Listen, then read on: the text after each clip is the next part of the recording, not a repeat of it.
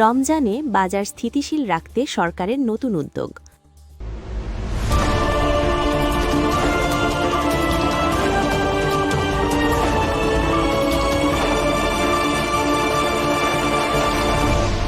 Channel CB.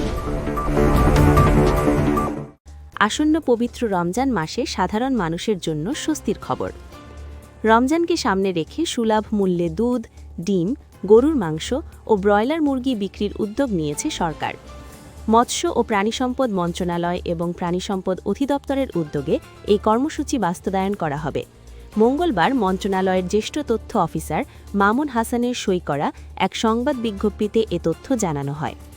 বিজ্ঞপ্তিতে বলা হয়, রমজান মাসে মাংস, ডিম ও দুধের নিরবিচ্ছিন্ন সরবরাহ নিশ্চিত করা এবং বাজার মূল্য স্থিতিশীল রাখার লক্ষ্যে সম্প্রতি একটি গুরুত্বপূর্ণ সভা অনুষ্ঠিত হয়।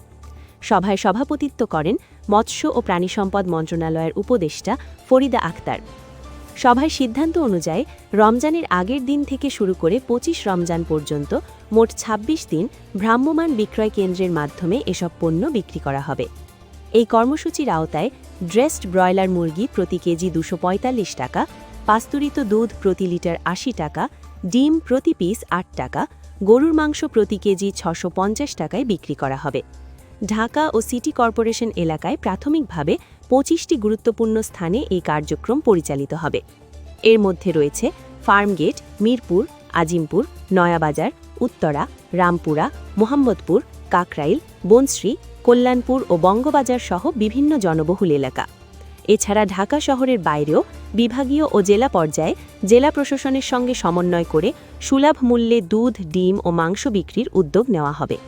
সরকারের এই উদ্যোগে রমজান মাসে নিত্য প্রয়োজনীয় প্রাণীজ আমিষের বাজার কিছুটা হলেও স্থিতিশীল থাকবে বলে আশা করছেন সংশ্লিষ্টরা।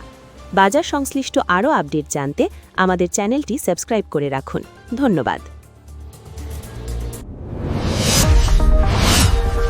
Subscribe now for daily news and updates.